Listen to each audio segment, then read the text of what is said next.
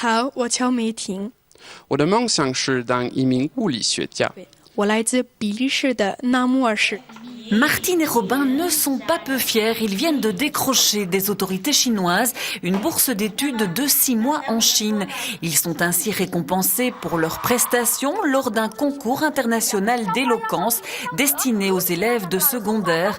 Une épreuve qui a fait l'objet d'une longue préparation depuis le mois d'août avec leurs professeurs. Je suis parti en me disant, je vais faire de mon mieux et on verra si ça passe. Et c'est passé, donc c'est nickel. C'était riche en émotions, donc aussi bien en joie qu'en pleurs quand on doit dire adieu à tous ceux qu'on a rencontrés. Et puis c'était aussi une montagne de stress et de travail, donc c'est très enrichissant humainement et professionnellement parlant. Une aventure très enrichissante car plus de 80 pays étaient représentés. C'est très difficile pour tous les deux. Pourquoi? Parce qu'il doit sur la scène et il y a plus de 1000 personnes. En plus, il faut parler le chinois. Et franchement, ce n'est pas facile. Mais ils ont réussi.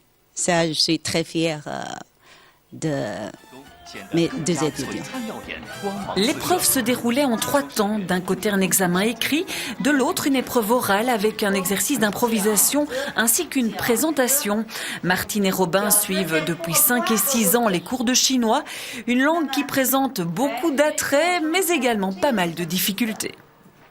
C'est tout un univers culturel, toute une nouvelle langue dont on n'a pas l'habitude ici en Europe, étant donné que c'est très éloigné des langues romanes.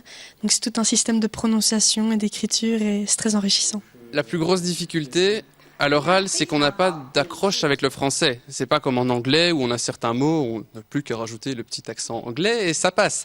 Mais là, on ne peut pas faire ça parce que ça marche pas. Donc ça, c'est la première grande difficulté. Et puis il y a l'écriture, où là, ça nécessite beaucoup de mémorisation parce que on ne sait pas deviner comment on va prononcer un mot en le voyant, ce qu'on peut faire dans une autre langue, telle l'anglais, le français ou le néerlandais. Et puis alors il y a une autre difficulté qui pourrait être une facilité, c'est le manque de grammaire. En fait, il n'y a pas vraiment de grammaire, donc on se dit c'est chouette, sauf que c'est très désorientant. Et donc pour faire une phrase, il faut avoir beaucoup entendu. Les deux étudiants comptent en tout cas bien mettre à profit leurs 6 mois en Chine pour encore parfaire leurs connaissances. 加油加油，再见。